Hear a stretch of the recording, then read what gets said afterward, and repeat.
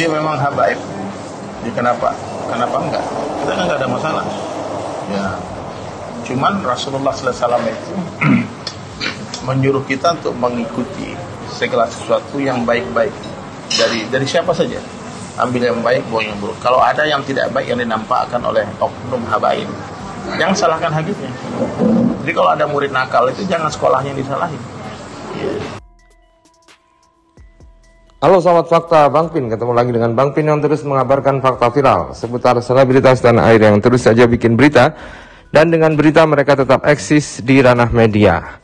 Ya, kita tahu gelar Habib dari Jindan masih menjadi kontroversi, dan Robitoh Alawiyah sebagai puncak organisasi Habib di Indonesia yang memegang tampuk pimpinan untuk meneliti apakah seseorang yang mengaku Habib itu Habib atau bukan, sudah angkat bicara dan sudah buka suara bahwa Jindan belum mengajukan formulir untuk mengetahui apakah Jindan ini Habib atau bukan. Dengan belum mengisi formulir di dalam Robitoh Alawiyah, maka tidak bisa dikatakan dan dipastikan Jindan ini Habib atau bukan, karena harus ada seleksi ketat yang meneliti nasab atau turunan dari Jindan, apakah dia memang benar-benar keturunan dari Nabi Muhammad atau bukan. Nah, hal ini akhirnya dikomentari juga oleh Ustadz Dery Sulaiman saat bertemu dengan Dr. Richard Lee yang kemarin juga sempat konflik dengan Jindan, namun akhirnya mereka baikan. Nah, bagaimanakah ceritanya, bagaimana beritanya? Kita simak saja kupas tipis-tipis fakta Bang Pin kali ini. Like, subscribe, and komennya ditunggu, dan jangan lupa selalu ada doa dalam setiap lentikan jarimu.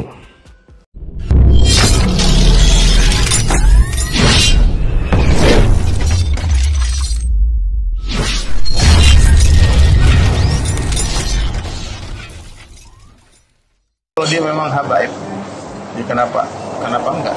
Kita enggak ada masalah.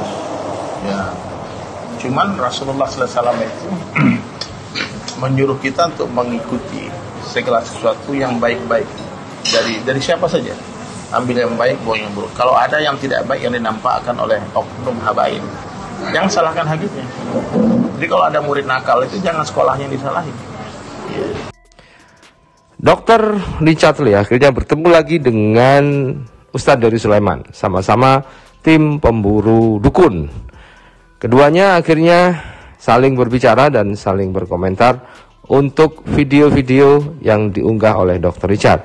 Ustadz Dery memuji Dr. Richard Lee karena mampu memberikan edukasi kepada masyarakat dan membongkar setiap trik-trik dari para dukun dengan dibongkar dengan sendirinya, tanpa harus membongkar dengan kasar dan vulgar.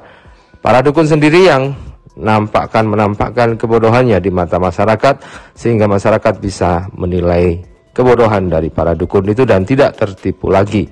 Namun untuk soal agama, memang Dr. Richard tidak tahu karena dia non-muslim, sehingga dia pun bertanya bagaimana sebenarnya gelar Habib dari Jindan. Dengan memposting video podcastnya dengan Jindan yang mengaku Habib, maka Dr. Richard pun meminta pendapat dari Dery Sulaiman. Pak Ustadz, bagaimana Pak Ustadz? Ya, kalau dia memang habaib, ya kenapa enggak? Kita enggak ada masalah. Ya, cuman Rasulullah SAW itu menyuruh kita untuk mengikuti segala sesuatu yang baik-baik dari siapa saja. Ambil yang baik, buang yang buruk. Kalau ada yang tidak baik yang dinampakkan oleh oknum habaib, jangan salahkan habibnya. Jadi kalau ada murid nakal itu jangan sekolahnya yang disalahin. Ya, banyak ya dari keluarga Rasulullah SAW ya, bahkan yang tidak menerima Islam ada. Paman Nabi ada yang tidak terima Islam. Ya, jadi kalau ada hari ini orang berbangga-bangga sebagai keturunan Rasulullah, tapi dia tidak menghidupkan sunnah Nabi, dia tidak mengikuti ajaran Rasulullah SAW, maka itu sebetulnya sebuah penghinaan kepada kakeknya Rasulullah SAW. Tapi jadi sebenarnya kita sebagai keturunan harusnya memang bangga menjaga nama. Seharusnya memang saya bangga sih, kalau misalnya saya keturunan juga saya pasti bangga banget, tapi harus dijaga ya. Ya kita ini dong, ya bagian daripada iman itu yang mencintai Rasulullah dan seluruh keturunannya, Ahlul Baitnya. Sementara itu Ustadz dari Sulaiman mengatakan bahwa sebenarnya untuk gelar Habib itu memang harus dihormati, karena yang mempunyai gelar Habib itu adalah keturunan dari Rasulullah SAW. Harus dihormati Rasulullah dengan keturunannya. Tetapi untuk yang menyandang gelar Habib ini adalah beban berat, karena dengan kehabibannya seharusnya dia itu malah menunjukkan, menjaga marwah kehabiban tersebut, bukan malah mengotorinya dengan dukun. Kalau dia memang habaib, ya kenapa enggak? Kita kan enggak ada masalah. Ya, cuman Rasulullah SAW itu menyuruh kita untuk mengikuti segala sesuatu yang baik-baik dari siapa saja. Ambil yang baik, buang yang buruk. Kalau ada yang tidak baik yang dinampakkan oleh oknum habaib, jangan salahkan habibnya. Jadi kalau ada murid nakal itu jangan sekolahnya yang disalahin. Ya, banyak ya dari keluarga Rasulullah SAW ya, bahkan yang tidak menerima Islam ada. Mama Nabi ada yang tidak terima Islam. Ya. Jadi kalau ada hari ini orang berbangga-bangga sebagai keturunan Rasulullah, tapi dia tidak menghidupkan sunnah Nabi, dia tidak mengikuti ajaran Rasulullah SAW, maka itu sebetulnya sebuah penghinaan kepada kakeknya Rasulullah SAW.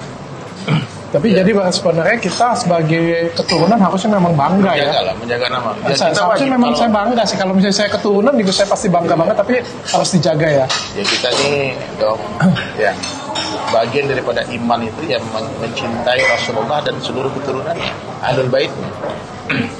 Kenapa? Karena di tubuh mereka mengalir darahnya baginda Rasulullah kan. Jadi tidak boleh menghinakan habaib. Tapi kalau misalnya Habib jadi dukun sebenarnya boleh kan? Ya itulah kesalahannya. Mestinya kan yang beliau banggakan itu adalah aib.